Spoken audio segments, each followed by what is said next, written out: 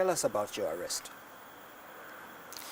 Well, I was kidnapped from the space. I mean, I say kidnapped. Why do you say kidnapped?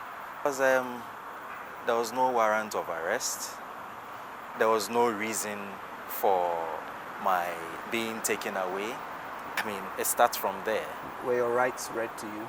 Your Miranda rights? There was nothing. Simply asked, who is the leader of the Economic Fighters League? I said, it's me.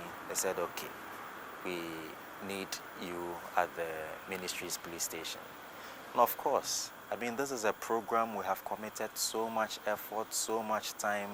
I mean, if you checked Twitter, I mean, we're #1 on Twitter almost a whole day. So we didn't want to mar, I mean, the event for the importance that the country was according it. And therefore, Liz wants me, I mean, I would rather go than have this event destroyed or disrupted. So I joined them to the ministry's police station. And then in about 30 minutes time, was relocated to the Accra, the district police station opposite the Cocoa Board.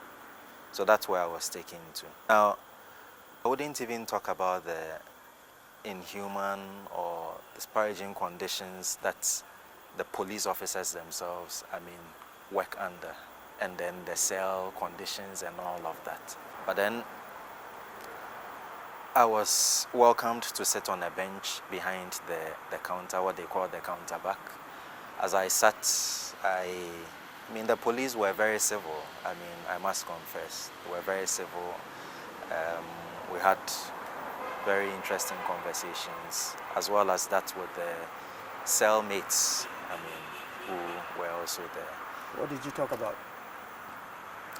Generally about the system, about how to improve things in the country and all of that. But what I also found very interesting was the fact that they themselves didn't know why, or they didn't tell me why I had been brought there. So I was asking, why have I been brought here? They're like, Master say, I mean, instructions from above says, I mean, that kind of. At some point, as we are, chanting, free Ernesto, we hear sirens. And the car came down the hill at a top speed. It was a pickup, I think. And we just see a group of people in different uniform. I think it was fatigues. And they just literally just jump off the pickup truck and start firing. I can't even tell you what direction they were firing in. It was so quick. We were literally standing outside chanting. We hear sirens, we look in that direction, they come screeching to a halt outside the police gate, and there's suddenly gunshots. This is not what anyone had anticipated. This is not what we had planned for the evening. We were going to have 9 minutes of silence, we were going to have a projection. We created this image of all these lives that we were highlighting, that you can see on some of the placards and the images. And now we found ourselves in a position where the CIC of the movement that is organizing this has been arrested, and we're not being told why he's being arrested, and he's not being charged.